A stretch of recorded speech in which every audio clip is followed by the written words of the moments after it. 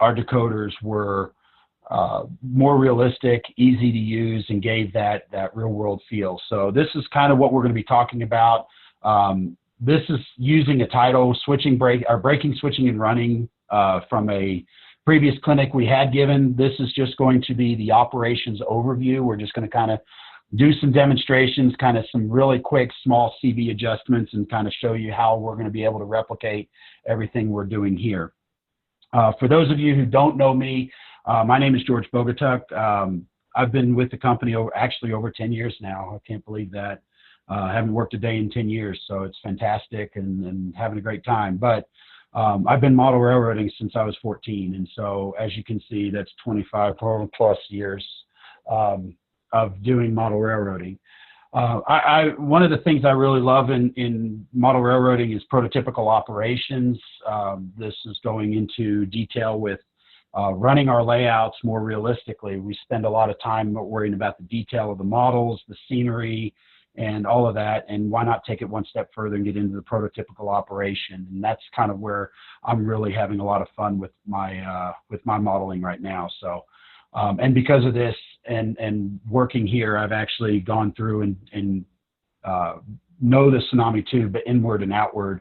So if you guys have specific questions as far as setting up and how to do something, chances are I can figure out how to make the decoder do what you've done. I've only been unable to do it once. So anyway, what we're going to do is we're going to go over a brief overview of the function assignments and settings. We're going to kind of show what we're doing, but then we'll get into the fun part. We'll operate our steam and diesel locomotives, and then, like I said, we'll have a question and answer session at the end. Now, first off, what we want to do is we want to get into our first survey really quickly, and I'll have Mackenzie read the survey to you and give you the options. You guys can fill that out. All right, so our first poll question is, how often do you implement prototypical operation on your layout? You can see your answers there, so go ahead and submit those to us, please. And then we'll share the responses afterward as we go through the presentation, so you guys will be able to see kind of what you guys are all doing. So first thing what we're going to do is we're going to get into steam operations. And first thing we want to look at is just the function mapping. And the function mapping is what assigns which buttons on your controls, on your throttle, your cab control, which ones are controlled by what. So of course you used to have the standard F0 as your headlight and backup light depending on direction. It also, on the steam locomotive, turns on your dynamo, which is the steam-driven electric generator, which actually powers the headlight. Bell, whistle, short whistle. We've got both the long and short whistle on there because we want to make sure that you have the ability to have those crisp short whistles, because the next thing we're going to talk about is going to be whistle signals. F4 for the cylinder cocks. We're going to use a lot of the brakes today, and F11 is our brakes, and F12 is our basically our train brake select mode. And then some of the other ones, when you guys have roundhouses and engine service facilities, you can start using some of the higher functions like F15, wheel chains, water stop, fuel loading, general servicing, including ash dump and shaking the grates, things like that. This comes with the card that comes with the decoder, so you guys can reference that. And the good news is this is all adjustable, so you can make this list look however you want it to be. The next thing we've got is our common whistle signals. Now, whistle signals are the way that the engineer communicated with the crew and people on the ground to let them know what's happening. Most of you guys are probably familiar with number 11, which is 2 longs, a short, and a long, approaching a public grade crossing. But some of the ones we're going to use here today is going to be number 2, is going to be 2 long blasts. We're going to use number 5, which will be 3 short when we're backing up. 7 will be a long and 3 shorts to tell our flagman to protect the rear of the train. And then number 9 is going to be flagman return from the west or the south end of the train. This is on our website, and you can also find this online. There's a full list. This is just the most common ones. But adding whistle signals in just gives that extra element of operations when you're running. The next thing we want to do is add a little bit of momentum. We want to simulate the weight of the train. Real locomotives weigh a lot, and especially when they're pulling a train. And so they don't start and stop on a dime.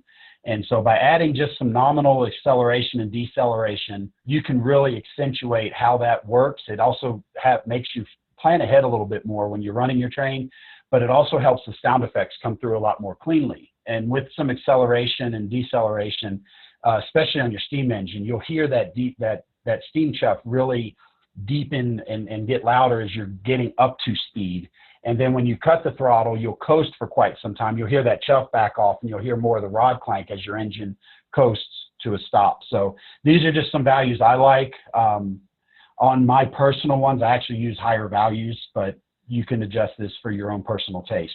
And as I mentioned, dynamic digital exhaust, this is what allows the steam engine to act like it's working harder when the locomotive is either seeing a heavier load, encountering a grade, or pulling a heavier train. It also will adjust based on throttle settings too. So when you cut the throttle or boost the throttle up pretty high, you'll be able to hear those changes more or less instantly and be able to hear that accentuate. One of the other things you can do is you've also got a manual cutoff. So you can manually adjust the cutoff for the steam engine. So you can simulate and override the DDE basically. So you can use your F5 and F6 to basically move your Johnson bar to adjust the cutoff rather than relying strictly on the DDE. But again, this is up to you how much you want to implement in there, but you have that option. We've talked about brakes quite a bit. This is where we have two buttons. F11 is defaulted as the brake application, and then F12 is the brake select. And with F12 off, when you turn on F11, it will apply the independent brakes, which are the brakes that are actually located on the locomotive and stop the locomotive independent of any train that's behind it. Now, when you turn on F12, it will actually toggle the locomotive into what's called train brake mode or automatic brakes. And what this does is this distributes the braking effect of a train throughout the entire train. Basically, it uses the cars to help bring the train to a stop. And so now with F12 on, when you turn on F11, you will actually implement the automatic brakes. And so you'll hear a different set of sound effects. And as you can see there at the bottom, you actually have two different braking rates that you can adjust how quickly or how slowly the train will come to a stop. Now, both of my settings there are going to stop the train more quickly than if you just simply cut the throttle. So that way you can simulate the brake application. One of the other things is we're going to demonstrate using some sound card decoders in our rolling stock that we're going to demonstrate today. And when you're setting up the brakes there, when you're using the automatic brakes, you want to set the sound card brakes to match the automatic brakes, which are stored in CV118. So this way you get the coordinated effect and that you get the decoders working together in concert as if they were automatically one train. So with that, we'll go over to the next, and let's get in there and have some fun. So first thing we want to do is we're going to talk about how to start a steam locomotive. So the first thing you're going to want to do is blow your whistle signal. So when you're starting to move forward, you're going to do 2 long blasts. When you're starting to move in reverse, you're going to hit 3 short. You're going to turn on your bell so that way people on the ground or around will know that this is the locomotive that's about to move. The power reverse or Johnson bar is selectable, but you can turn on the direction switch so it'll or you can use the F5 and F6. Make sure you're in the forward direction or whichever direction you're going to move. If the locomotive's been sitting longer than about 5 to 10 minutes, you're going to open the cylinder cocks, and this is on F4.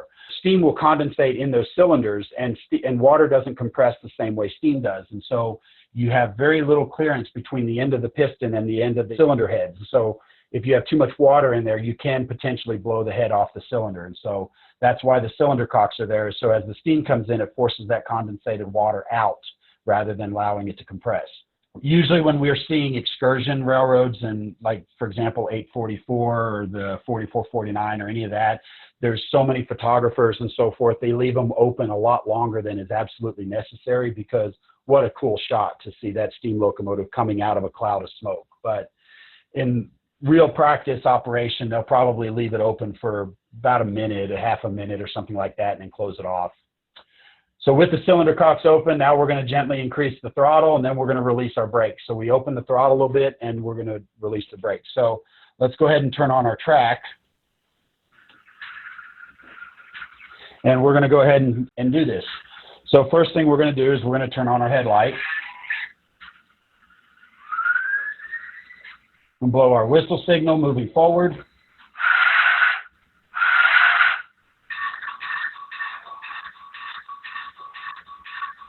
Open the cylinder cocks, and then we're going to release the brakes.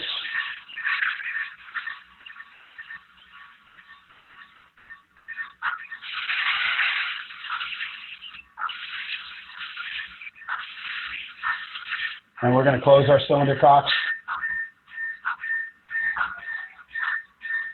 And we can turn off the bell. And we can go on the way. Now I can increase the throttle up to speed step, 10. You hear that chuck accentuate. When we cut the throttle, now I'm going to set the brakes. And you hear that locomotive come to a stop. So now what we're going to do is now we're going to back onto our train. So with that, we're going to, again, use our whistle signals. We're going to use our direction switch. We're going to back up, and then we're going to couple onto the train. And we can toggle the F11 brake on and off as we're, just feathering the brake until we make our couple. Then the next step there, it says prove the loco is coupled. What we got to do is then move forward slightly just to prove that the knuckles have coupled. If they haven't, then we have to come back and do it again. Once we're tied in, our trainmen are actually going to be connecting the airlines on the train, and then that's where we can activate F12, where we'll turn our locomotive into automatic train brake mode. The train brake, what you're going to hear is you're going to hear the compressor start to cycle as it charges the train line, and you'll hear the brake system switch over. And it'll run that way for about 30 seconds or so to allow the train line to fully charge. Now, in the real world, this would take about 10 to 15 minutes, but in model railroad time, we chose 30 seconds. Then we're going to add in our sound cars, and this is where we're going to release the handbrakes, and we're going to tie them into our train. We're going to show you how to do that, and then we're going to be ready to depart. So with that, let's go ahead and couple onto our train. So now we've got our locomotive. We're going to change directions, blow our whistle signal.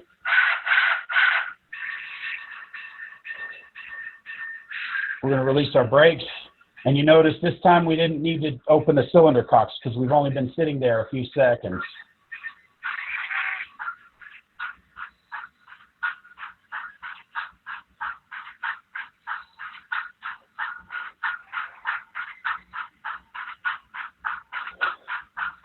So as we're approaching our train, we're going to go ahead and cut the throttle, and we can turn on our brakes. And we're coupled in.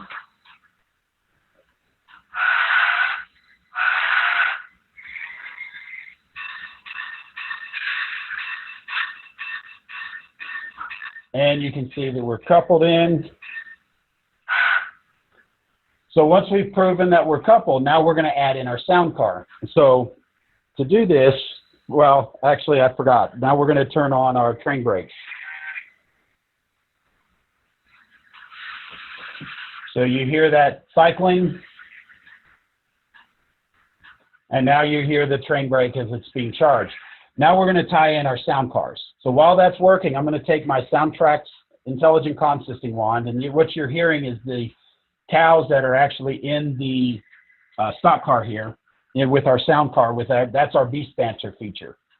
So with our intelligent consisting wand, which is a magnet basically on the end of a stick, we're going to wave it over the decoder, and the decoder is going to release the handbrake. You're going to hear that sound. That's our audio cue to let you know that the sound car is ready to be tied into a train. Now, to do this, we're going to send a command, unique sequence of commands on the DCC signal to our locomotive 462, and that's going to tell the decoder that, okay, you are joining 462 now that it's searching for that sequence. Okay, now we're going to release the handbrake. Okay, and now without ever leaving operations mode, I'm going to press F8 4 times to locomotive 462, and that's going to tell this sound car decoder to join this train. So 1, 2, 3, 4. And now you hear the retainers bleed off, and you're going to hear the brakes match. So now we're tied in. Now we're going to sit and we wait for the signals. We're going to go ahead and mute our locomotive for a second. So now we're going to go ahead and review running and pulling the train out of the yard. So first, of course, we're going to turn on our headlight if we haven't already done that. We're going to blow our proper whistle signal. activate the bell, use our power reverse or our direction switch, make sure we're going forward, open the cylinder cocks.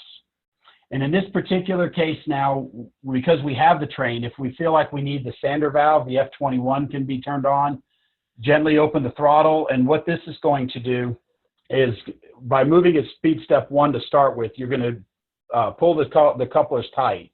That way you're not going too fast and potentially break a knuckle. So you'll slowly start off, release our brakes, and then once the train slack is adjusted and the couplers are tight, we can then continue moving forward and get our train going. So let's go ahead and do that. We've got our paperwork, we're ready to go, we're clear. So let's go ahead and blow our whistle signal.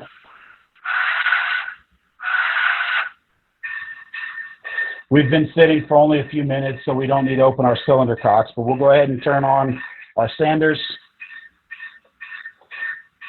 crack the throttle, and we're going to release our brakes. And remember, we're in train brake mode, so you're going to hear a different sound.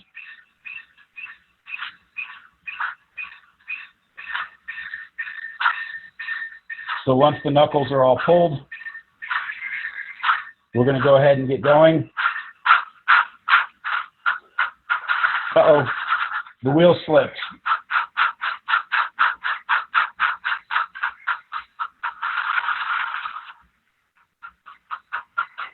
And we're on the way.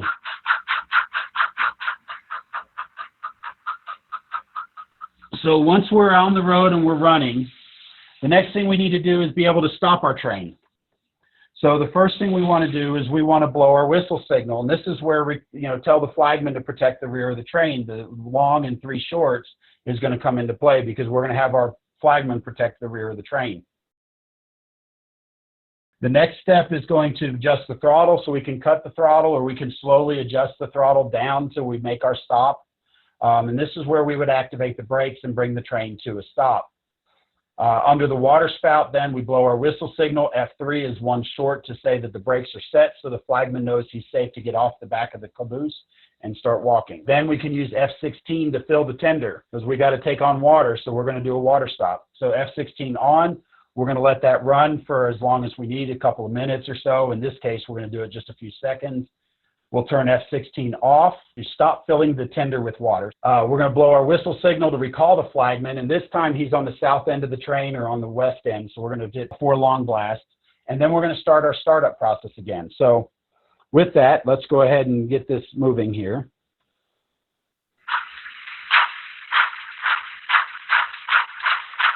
We'll get him up to speed.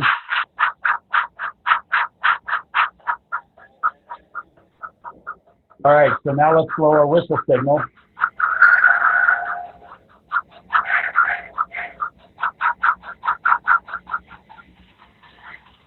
Now we can adjust our throttle. We're going to skew our set, and you're actually going to hear the squeal coming from the sound card.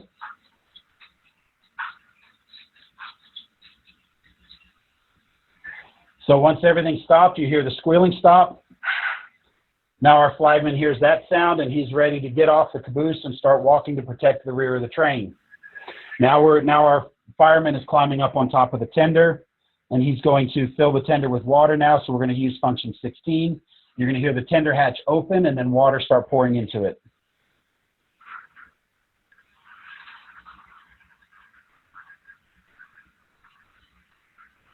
And this will run as long as we have F16 on and we're stopped. So we'll go ahead and say the water tender is filled, close it. And then now we're going to call our flagman.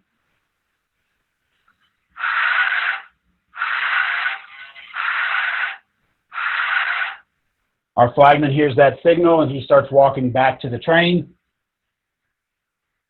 Okay, he's on board, he waves, he says, okay, I'm good to go. Now we start our sequence again.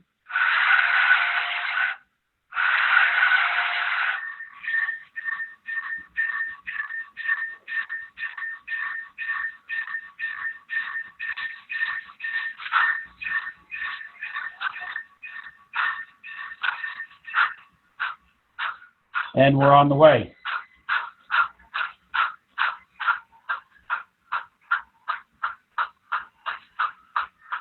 you can kind of see how adding in realistic sounds and using our railroad and using the decoders to really help add that extra element of operation now gets us a lot more involved in what we're doing and also makes it a lot more fun and interactive. While I switch over, and we're going to fast forward here about 50 years, and we're going to go into the diesel era, and we're going to do kind of some similar stuff here with the diesel operations. While we're doing that, I'll let Mackenzie share with you guys the results of the survey, and we'll ask the next question. All right, so here are the results from our last poll. How often do you implement prototypical operation on your layout? Looks like most people do it at least sometimes or are interested in learning. So I guess you're at the right clinic then. No, we also have one more poll that I will pull up here. Okay. So our second poll is kind of just for our information. Have you been watching our YouTube videos? So we post YouTube videos every week on our channel and share links on Facebook and stuff like that. So we're just interested in how many of you are actually getting these videos. So throw your answers in there, please. And we'll reveal the answers to this towards the end of the webinar. All right, we're back from our time warp. And we're going to go ahead and run some diesels now, some noisy boxcars. What else do I call those things? Diesels, things like that. So anyway, getting into the diesels, we're just going to show one locomotive here, but all of these features that we're talking about can be run in a consist. We'll talk about some of the basic operational features, and then all of this can be applied, and we're going to use a similar concept to what we just did with our steam locomotive, but we're going to do it with the diesel. First thing we want is, again, we look at our function mapping list. This, again, comes with the decoder, and you're going to notice it's very similar to what you see on the steam engine, and we wanted to do this in most part to make sure that if you're running a steam or a diesel locomotive, you didn't have to relearn an entirely different function mapping chart. So headlight, horn, bell, short horn, dynamic brakes is one that we have. We're not going to use in this particular clinic here. You can use the F5 and the F6 to start up and shut down our prime movers, and you can also use it to manually override the notching, whether it be a dynamic digital exhaust notching or just regular standard notching. You got the grade crossing signal is on F9. Brakes, again, we're going to do the exact same thing. F11 is our brake application. F12 is our brake select. So it puts us either into independent brake mode or train brake mode. And then again, you've got fuel loading. So if you've got a run-through fueling rack on your layout where your train has to stop and take on fuel, you can use F17, so there's actually sound effects to go along with it. HEP mode, which we won't talk about today, and so forth. So you're going to see a lot of these features on there. Now, when we get into the operation, again, we want to add momentum because trains don't start and stop on a dime. And you'll notice that those values are the same ones that I had in our steam engine. And part of the reason for that is because when you have all your locomotives set to the same momentum, you kind of get a little bit of a predictable response. So your operators or your group kind of have a plan and a idea on how long it's going to take to control that train. The other thing is, as I talked about, we have auto manual notching. So we have the dynamic digital exhaust. We have all 8 notches. And it's currently defaulted at 7 speed steps to automatically transition, but the DDE will kind of help override that. We've talked about this multiple times, including in our YouTube videos, and so we won't go into the auto calibration process here, but we'll just kind of remind you and why we're talking about it and why we're using it. Now, the next thing, again, we talk about our brakes, and the F11 is our brake application. F12 is our train line select or our brake select, so you can go from either independent or automatic. Independent brakes typically are used when the locomotive's light. They use it for switching cars, spotting cars at industry, things like that. And then once you're tied into a train, you've got the train brakes, and that's what uses all the cars to distribute the braking effect all over the entire thing, over the entire train. And again, you're going to see CV 117, 118 are set to the same values, again, for predictability. And what this also does is this allows you to take any locomotive you have in your roster and run them with any other locomotive that you have. And so I can go in my roster and I can grab a SW7 and run it with a GP15, or I can run it with an SD40-2, and I can simulate things like power transfers or return to home base or whatever the case may be. Or I can even simulate an event card where on the road you get an event card and it says, oh, locomotive broke down. And so now we have to go rescue that locomotive. So I can take anything and put it into the consist. The other thing we'll talk about very briefly, but we're not actually going to use in this demonstration, is the dynamic braking. Dynamic brakes are really used primarily on diesels, well, only on diesels, because it reuses the electric traction motors to create electromechanical resistance. But the prime mover can drop down to idle, notch 4 or notch 8, depending on how your locomotive is set. And then with this, we have low and high dynamic brake applications. So when you press the F4 the first time, you're going to hear the dynamic brake fans kick on. You're going to see the prime mover or hear the prime mover adjust. When you press it a second time, you're going to hear the fans increase in intensity as they get louder, as they're working harder, and that'll put us in the dynamic brake high, and that actually implements a third braking rate that will bring our train down to about 10 miles an hour. So this is a really cool effect descending a mountain grade, and we have a video on our YouTube series highlighting this at a local layout in town, modeling the Western Canada spiral tunnels. So anyway, let's get into the operation here. Let's have some fun. So when we've got our locomotive right here, as you can see, our locomotive is just sitting here. It's kind of quiet, so the first thing we have to do is start it up. Once we've got our locomotive started, we've got it running, we activate our headlight. Again, we use our whistle signals, and these are the same whistle signals that we've used in our steam locomotive. Activate the bell, make sure we're going in the right direction. If we're tied onto a train, we can use the sander valve, or if you want to simulate a wet condition, you can turn on the sander valves, notch your engine up or throttle, let the dynamic digital exhaust work, release our brakes, and then once we're rolling, you can adjust accordingly. So let's go ahead and move this locomotive forward here a little bit to kind of show how that works. So first, we got to start it up. I accidentally had the mute on, apparently.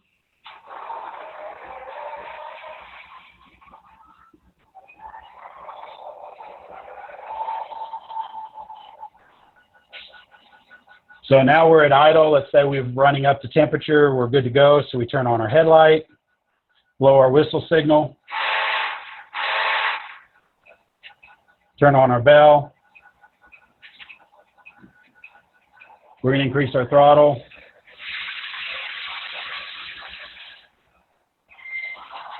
And we're going to go ahead and start moving. Now when we do our brake set, you hear the brake squeal, and we can do our short whistle signal to let us know the brakes are applied. So now the next step, we're going to go couple onto our train. So you're going to notice a lot of the same type of things. So the first thing we're going to do is we're going to use our throttle and direction. We're going to back up using our whistle signals. We're going to come in and couple onto the train. We're going to prove that we're coupled, and that's where we're going to go into train brake mode. And in this case, when we press the F12, what you're going to hear is the compressor start to cycle, but you're also going to hear the prime mover notch up as it's working to charge the train line and keep that compressor turning faster to fully charge the train line. While that's working, we can add in our sound cars and then again wait for signals. And once we get our signal, we turn on our ditch lights and start moving. So let's go ahead and do this.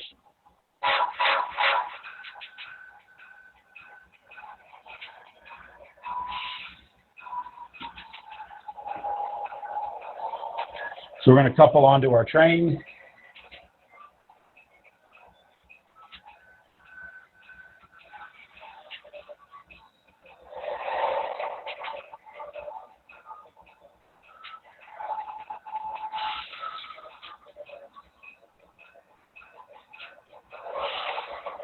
And we're coupled in. So we're going to move forward to prove it.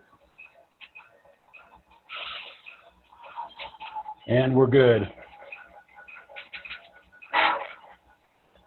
So now once we're coupled in, we're set. Now we're going to charge our train line. So now I'm going to press the F12. You're going to hear the compressor cycle, and you're going to hear the prime mover notch up as it's working to turn the compressor faster.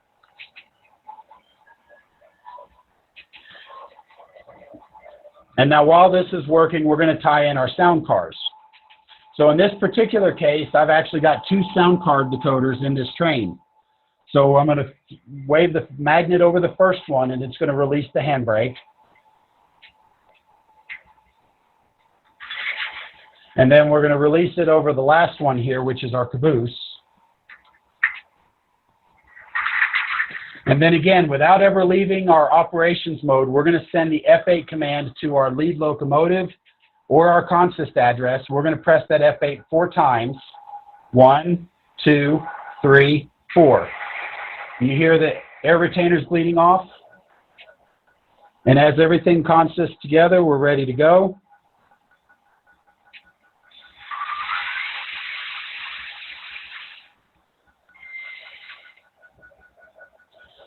So now once we're set, we're ready. We've got our signal, so we're going to turn on our ditch lights, which is function 24. We're going to blow our whistle signal. Turn on our bell. Gently crack the throttle.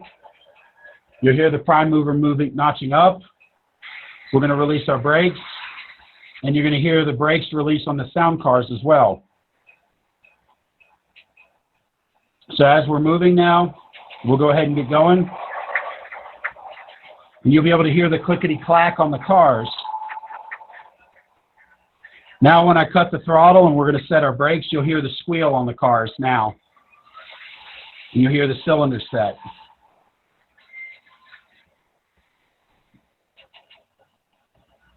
And as everything works together, it comes to a stop. And we've got our whistle signal.